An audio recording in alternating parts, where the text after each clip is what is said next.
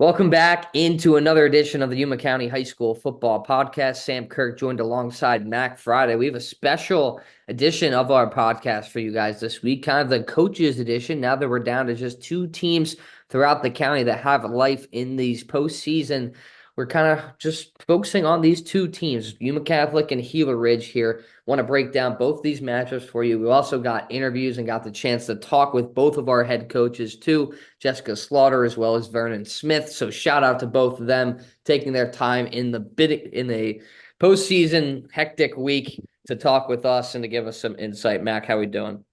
Doing great, Sam. I mean, it's been a lot of interviews, a lot of talk, a lot of good postseason stuff with you today. Super excited to be back and having playoff football here in Yuma County. Excited to have two teams this year. I think that's great. So super fun, super good stuff. And I mean, we'll start off, I guess, with YC and kind of lead straight into things, Sam. I mean, YC takes care of business against West Point to earn the number 20 overall seed. They win that game 61 to or 63 to 21.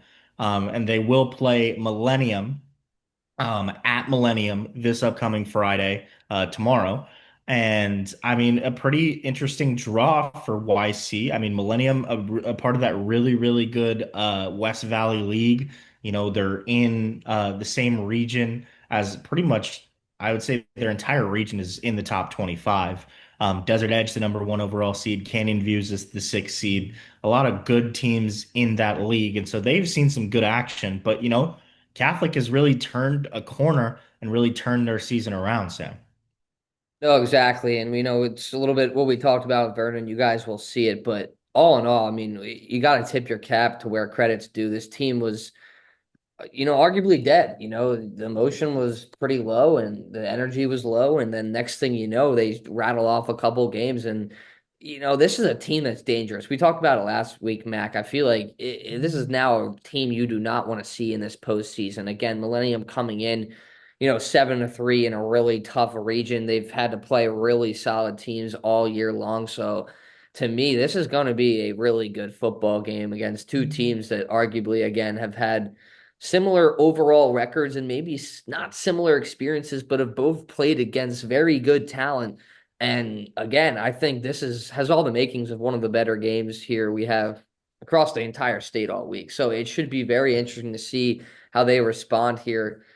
It's just like I don't know how much credit we can really give to this team because you start the way they do, to score to get shut out versus Verado, to score 14 against Marana, and then to come back and to win, 5, 6 straight games, it's not easy to do, especially with that new division they're in. It's really just goes to speak of how these kids were mentally. They didn't quit. And, now they find themselves in a spot where, hey, we don't know what can happen. We said these matchups are going to be very even when it comes to this point in this season. I believe 20 versus the 13 here, Mac, in this matchup. So overall, that seeding, there's not too much differentiation, I feel like, between those teams in that 12 to 21-ish range, no?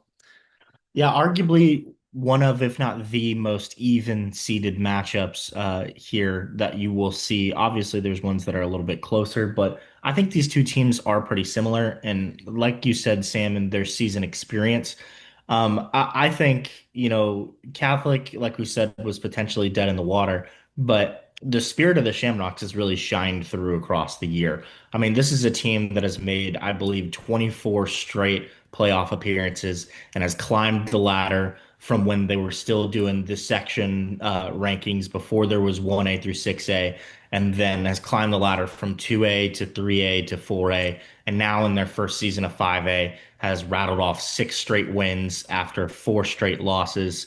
And I mean, those losses were to no slouches of opponents. I mean, you saw. I mean, Holtville is doing fantastic and is going to have probably a pretty good playoff run over there in California. And then, I mean, Marana and Verado are both playoff teams as well, from what I can see and what we've learned about this, you know, 5A bracket.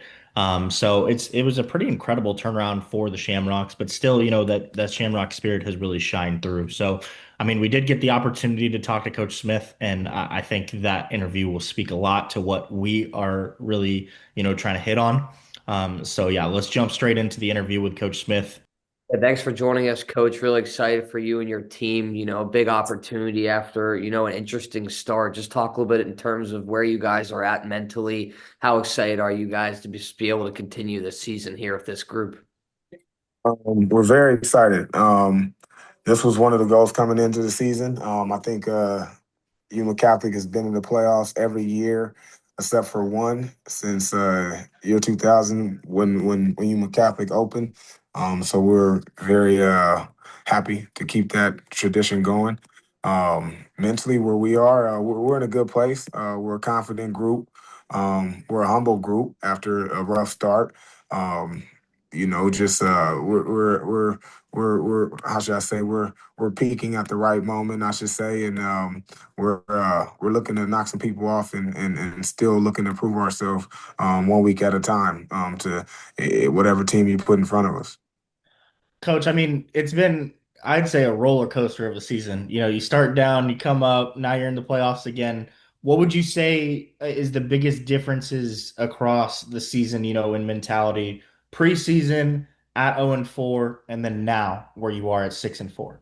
Well, not a lot of difference at all. We focused on just getting better 1 week at a time.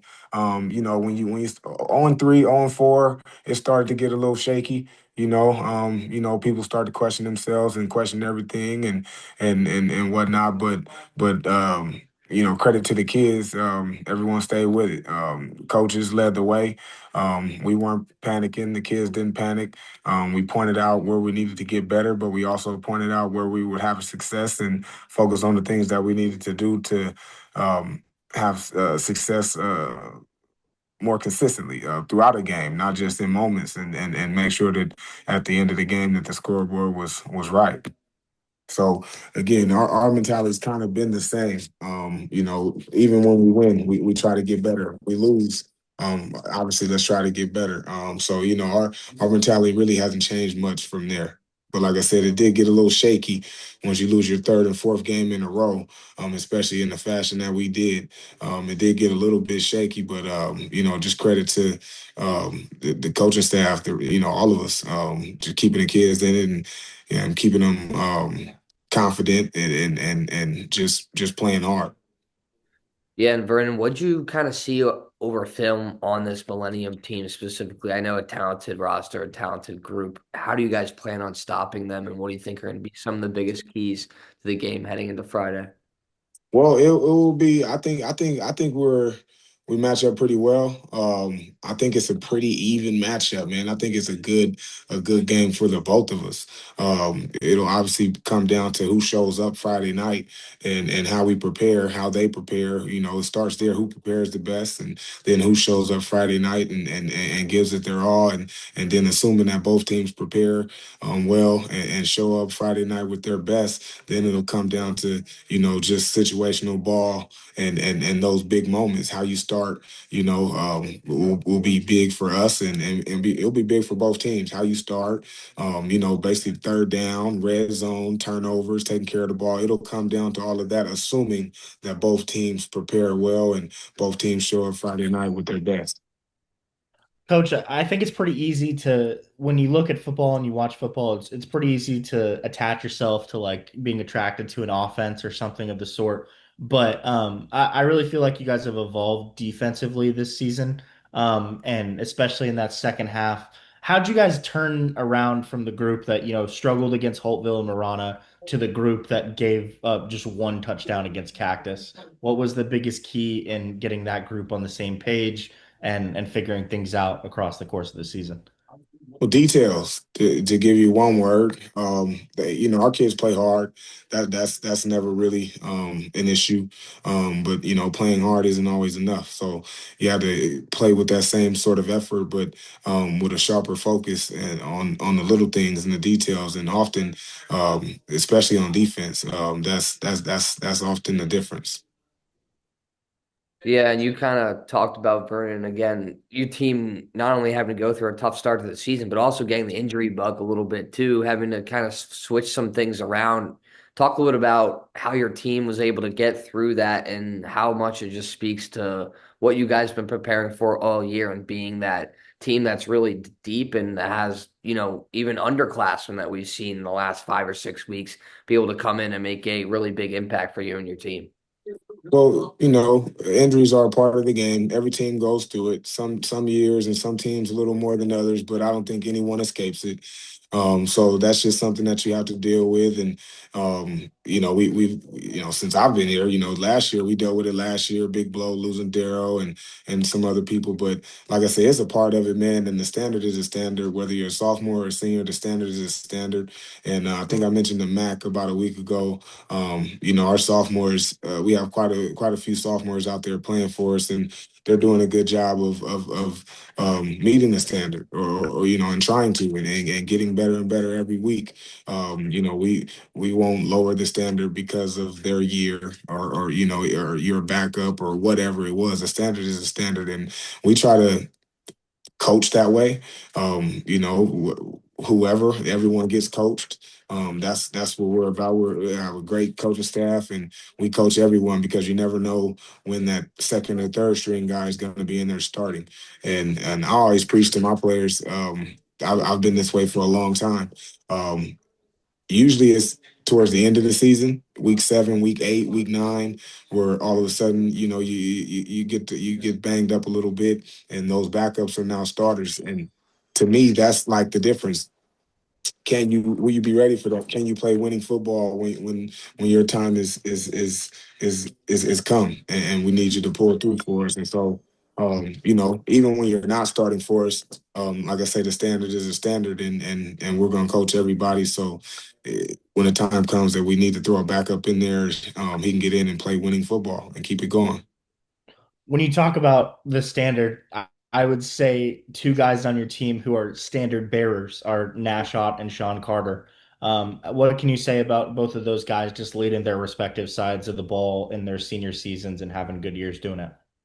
Well, I think that I can see the biggest difference in the both of them is that they've become leaders, vocal leaders, where last year it wasn't quite that way. They're good players, obviously talented players, but they're doing a good job of leading and trying to help people and becoming better leaders.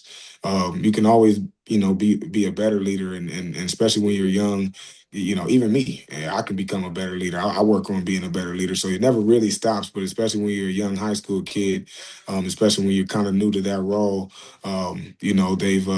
they've worked hard at trying to become better leaders and understanding how to lead certain players. Certain people don't respond very well to certain type of leadership, and so I've seen them adjust depending on who they're talking to, whether they're talking to a fellow senior or whether they're talking to a young sophomore. So that's been the part that I've noticed the most. And Vern, you said have a couple underclassmen that are going to be playing big snaps. How do you kind of make sure this moment isn't, too much for them in a playoff like atmosphere? I know you guys are very good at making sure it's one game at a time and not getting too ahead of yourself. Is that just the message that you guys kind of been employing all season long here? For sure. And at the end of the day, man, it's just football. And I always tell them, all this stuff that's going on around the game is about you. It's not for you to pay attention to it. They're all paying attention to you. All those people are there for you. And again, they're there to watch you play football, nothing else. And so again, I just focus on, hey man, at the end of the day, it's just football, man. It's the same game that you grew up playing with. And there may be, I don't know, maybe an issue in the beginning, just kind of settling down. But once we settle down, man, it's just football and it's business as usual. We talked a little bit about Millennium earlier in this interview, but I mean I'd say they're incredibly balanced when it comes to the pass and the run. I mean, basically a 2,000 yard guys on either side of that.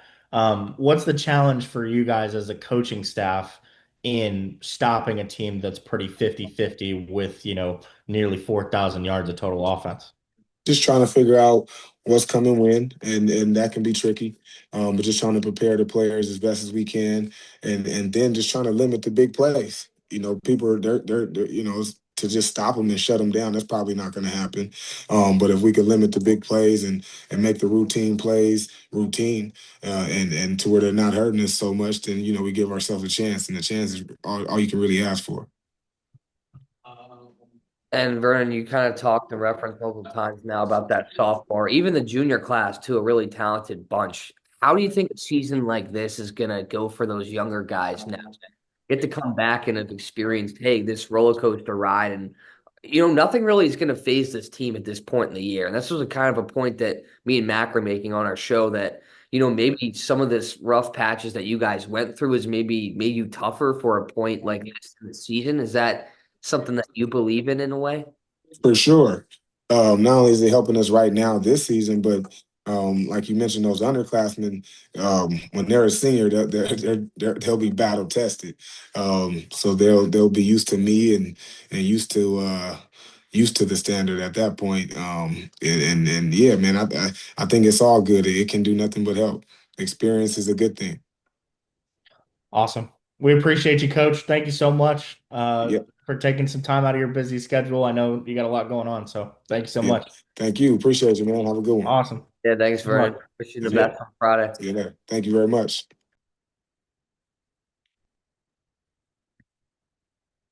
Cool. And now we'll swing it to the Hawks side of things here, Mac. Gila Ridge with the bye. Not sure if we really expected that coming into the season. Again, that's kind of even what we talked about that with Coach Slaughter a little bit. But man, what a year it's been for those Hawks, who again rank sixth in the state coming in with that bye. So we'll see some playoff football action in Yuma too. So we won't have to drive off to Phoenix and be on the road for 6 hours. So thanks to those Gila Ridge Hawks for being where they are in terms of the playoffs. But Mac, explain what you've seen out of Gila Ridge again in the last couple weeks here. I know they've probably played a partially easier part of their schedule in a lot of these region games, but all in all, this is a team that has not left their foot off the gas, and they are ready for postseason play. We'll get this week to kind of rest, to kind of prep.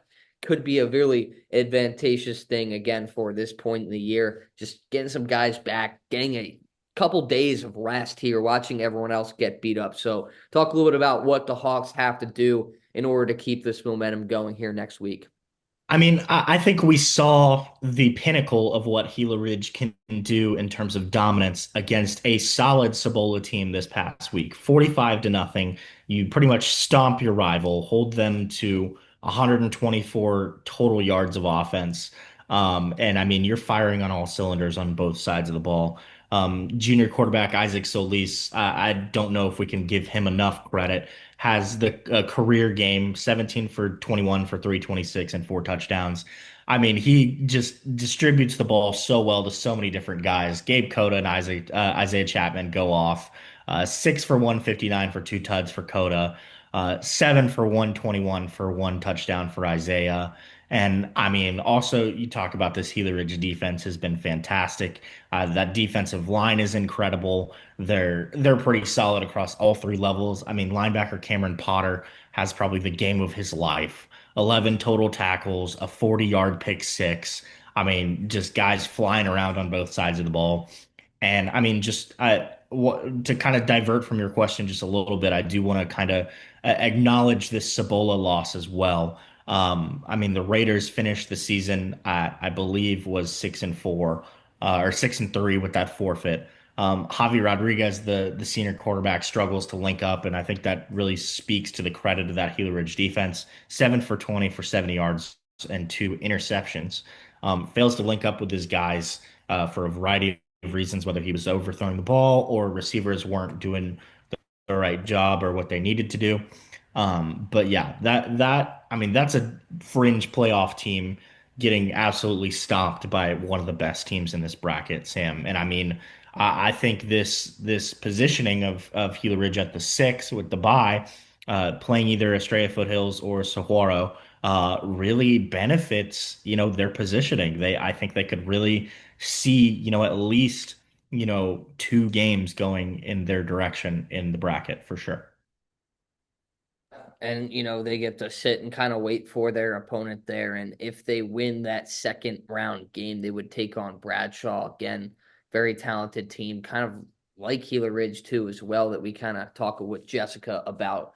But all in all, this team is taking it one game at a time here, Mac. They truly are just trying to stay locked in on the moment. And that's kind of what we talked about again. This team has been lost week one, and then from there on, really responded just as well as you could have, going 9-0, running the table, and accomplishing everything that they set out to do this season. So ultimately, it's been arguably, one of the better seasons in Gila Ridge program history, you could probably argue. And now the Hawks are, on the verge of making a serious run. And I think them getting to play these games here in town too, I think is just a huge benefit to them getting to stay here and, kind of just bring that Hawks nest to life and have teams come here and try to knock them off.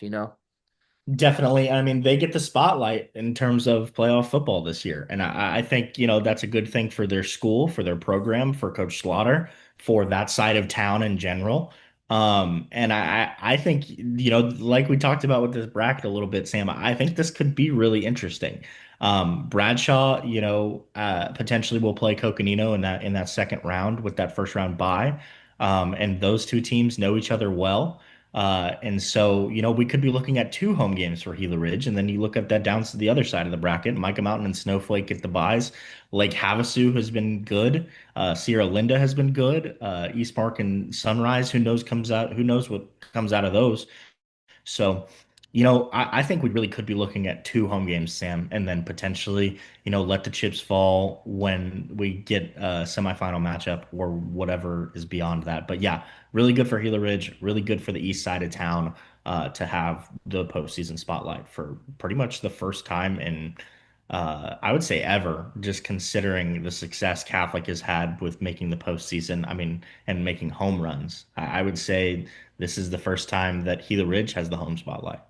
Yeah, no, exactly. It's the team that's had answers to pretty much every question or every halftime deficit that's been thrown at them. Again, Jessica talks about that a little bit in this interview. So many weapons. The defensive side of the football for Gila Ridge has been arguably the best unit we've had in the entire county all year long here this year. And on offense, again, weapons galore. This team has what it takes, again, to win a couple games in this bracket at least. So we're really excited to see what those Hawks do. And we have a pretty good interview with Jessica, too, as well. So me and Mac were able to talk to her this morning. Hope you guys can enjoy that and enjoyed this episode here of the Yuma County High School Football Podcast. Well, thanks Stoked. again, Jessica. I appreciate it. Yeah, no Yeah, thank worries. you, Coach. All right, Coach. Thanks for taking some time to talk to us. Really looking forward to the playoffs this season. I'm sure you are as well. I mean, just over the past three seasons, you've really turned a corner going from 1-9 to 5-5, now to 9-1, completely flipping the script on 2023. What would you say has been the biggest difference across the span of those 3 years leading to your success right now? I mean, we all kind of, as a coaching staff, knew like once this current senior class became seniors and once the junior class became juniors, we all kind of knew like that was going to be a really good year for us. But just the buy-in from the guys and their dedication to the off season in the weight room has been huge for us. I mean, we see it in all aspects of the game, but in the ability to open up the run game for us and the ability to, create terror on the defense. It's been huge for us to get into the weight room this year, and it's something that I think the younger guys have seen, and they're excited to keep it going. Yeah, Jessica, and talk a little bit about the growth of this team. Could you imagine it being in this scenario after that Havasu loss early on in the year? Were you imagining a turnaround like this? And what have the guys specifically done to, kind of get past that game and honestly just make it a new season? And that's totally what they've did. You guys kind of said you were playing to win out like you did, and that happened. Yeah, I mean, I think it was the best thing that could have happened to us. Kind of all got us all on the same page of, hey, we need to be locked in and make sure this doesn't happen again. And the guys have done just that. They've come in every week focused on the opponent, and they haven't taken anybody lightly. And as coaches too, I mean, we've treated every team with respect as far as game planning goes, and we haven't taken anybody lightly. We've tried to scheme for any possible changes they could be making, and everybody took that loss as wow. We had an opportunity and we let it go, and we're not doing that again. So I've been really proud of the turnaround they had from week one through the remainder of the season. And speaking of turnarounds from Lake Havasu, I know we've talked a lot about this, but just kind of for our audience, what can you say about, I mean, Isaac's growth at the quarterback position and what he's done this year? I mean, been pretty much perfect since that loss. What can you say about him? I mean, yeah, it's huge. I couldn't be prouder of Isaac. I think he's had a phenomenal season. I know everybody likes to harp on that first game. You know what? First game jitters is his first time stepping up into that starting role as a varsity quarterback. Like that's it's a big moment, and to play in the NAU stadium and all of that just kind of it got him. But you know what? He took it on the chin, and he came back the next week, and he knew that he had things to fix, and he never shied away from it. He never like tried to duck anything, and he just kept working, kept going. He you know, I like I said, I couldn't be more proud of his success this season. And I'm really looking forward to seeing what he does in these playoffs and continues to do for us next year.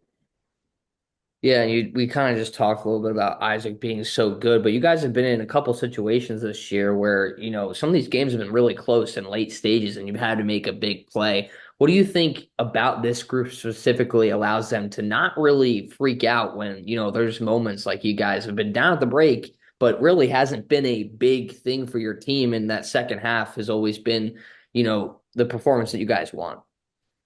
Sure. I mean, there's times where I've reflected this year on how our team would have responded last year. Just going down early or being down late.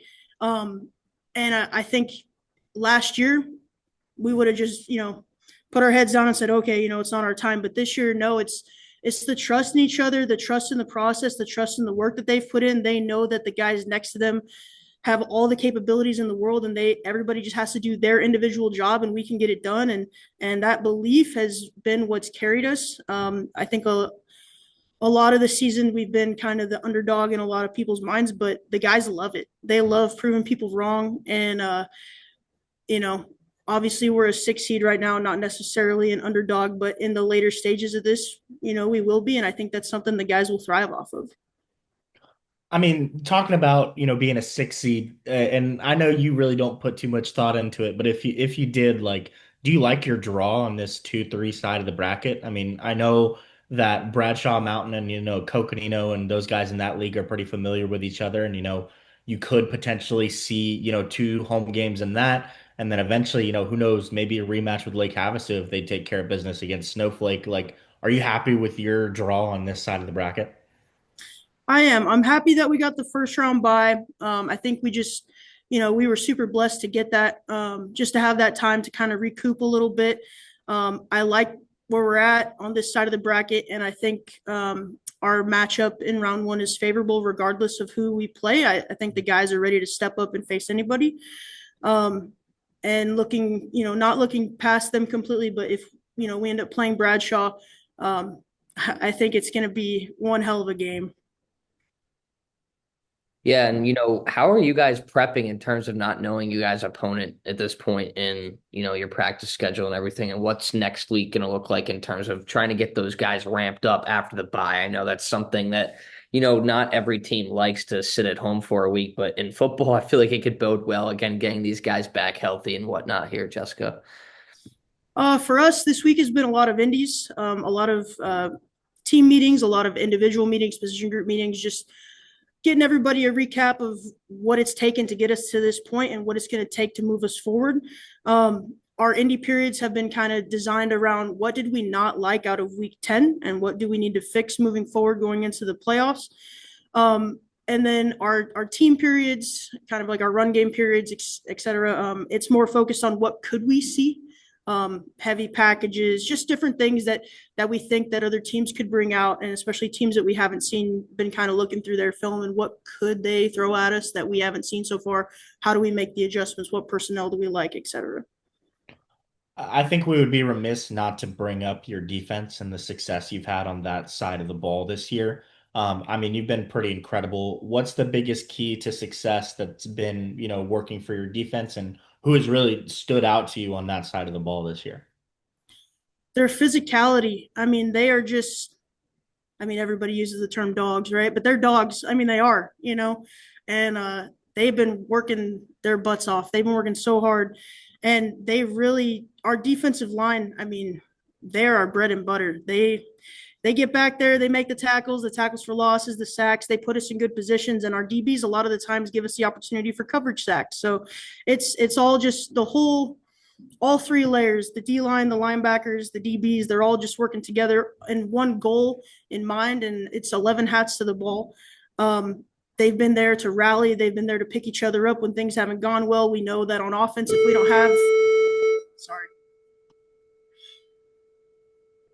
we know that if we don't have the greatest series on offense, our defense has our back. And it's just, it's just been a great thing to see this season, to rely on them so many times. I'm super proud of them. I'm proud of the defensive staff. Like they've been really well done really well for us this year. Yeah, we talk about the defense now. I mean, a spectacular year for them, but the plethora of offensive playmakers that you guys have too.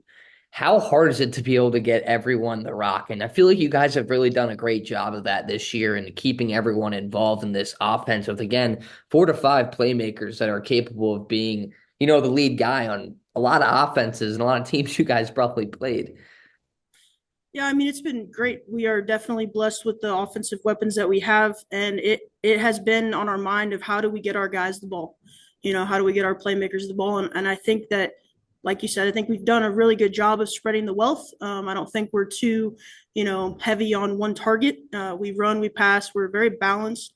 And even receiver wise, we're not just picking on one guy. We know that there's games like last week, week 10, where they're trying to take a guy away. They tried to take Kanai away, and that's okay. We have 3 other options, and we used them. And Prentice, I mean, he's had a season, and it's been phenomenal to see, not just this year, but just if you knew Prentice, to see his growth over the past offseason. Like, he bought in so hard, and he's worked so hard in the O-line too. I mean, everybody's just they know the goal, and they've been working. Have you ever seen an individual player go from, 0 to hero as much as Prentice Box has this year? I have not. I have not. And if you would have asked me last year, do I think Prentice would have the season that he's been having, I would have told you no. But he took it upon himself to put in the work. He showed up to all the off season. He did extra lifts on his own, extra conditioning on his own. Really worked in the playbook. I mean, I couldn't have asked more of him. Couldn't have asked more of him. And coach, as we wrap up here, what does a season like this do for you and your program when you're trying to show younger kids what, this Hawk football team can be? I feel like it just goes a long way where they're going to be able to look at a lot of these upperclassmen that do it the right way, have been with you for multiple years, and that culture and that foundation really gets built on years like this. I mean, this season we've been kind of lucky with the way our schedule played out the last 5 games. We were able to bring up a ton of guys, a ton of young guys, a lot of freshmen, some JV guys that are younger, and just have them practice with us. They've gone through indie drills, sevens, run game, team, and they've seen what a varsity practice looks like. They've been through a varsity practice. They know what it takes. They see how the guys speak to each other, the communication from the coaches to the players and vice versa. And we've made them a part of our classroom installs. We've made them a part of our position group meetings. And so we've had an opportunity to have a lot of younger guys see it. And then this week, specifically our bye week, we invited a bunch of the freshmen that we feel could have a huge impact on our program next year. Even though our whole O-line will be coming back, we invited the freshman O-line so that they could work with them and get their technique worked on and just see what it takes. And I think it's been really cool because the older guys are so excited to work with the younger guys. They're excited to show them the ropes. They're just, super stoked that the younger guys are taking it so seriously, and they want to make sure that they are not a one and done program, that we continue to see success, and they know that the younger guys are the future and the key. So the older guys are taking this so seriously because they want the younger guys to succeed once they're gone. Last one for you, Coach. Have you ever had this much fun coaching football before? Man, I feel like it's gone by so fast. It's like a blink, 10 weeks has gone by like that. And no, I haven't had this much fun ever. And don't get me wrong, it's been a lot of stress and a lot of late nights and a lot of no sleep. But I am so proud of this team. I'm so proud of the coaches, so proud of the kids. I'm blessed to be in the position that I'm in. And it's not me. I'll say that. It is not me. It's the kids, it's the coaches, everybody's putting in the work, everybody's grinding, and everybody's giving it their all. Like, I am not the reason we're 9-1. I'm not the reason we're the 6th seed. It's not me. It's those kids all day, every day. My dollar's on them every time. And yeah, I'm just super blessed to be in the position that I'm in. Awesome, coach. Thank you so much. We really appreciate you. Thank Thank you guys. you, Jessica, for hopping on. It's been a pleasure, and we're wishing the best. Glad we'll get to keep on covering you guys next week too. We'll probably reach back out as well. Thank you. Awesome. We'll keep on rolling along as long as these teams keep surviving and advancing. For me and Mac, will continue covering and bringing you all the coverage that we possibly can here throughout this playoff run. For sure. And Sam, I mean, I don't know if we prepared for this, but hey, you want to do a little bit of predictions here? Just see what we Yeah, can why think. not? I I mean, mean, we just got for the two games. Catholic game for this week, I would say. I'm sure we'll revisit this a little bit before Gila Ridge's game next week. Let's go. I mean, Catholic and Millennium are incredibly balanced, Sam. Millennium has like 4,000 yards of total offense or more. Catholic kind of trails in that, but makes up for it defensively with a guy like Sean Carter. If YC is going to win, I think this is a close one-score game, Sam. Let's just say like I don't know, totally shooting from the hip here. Let's say like a 28-21 Catholic.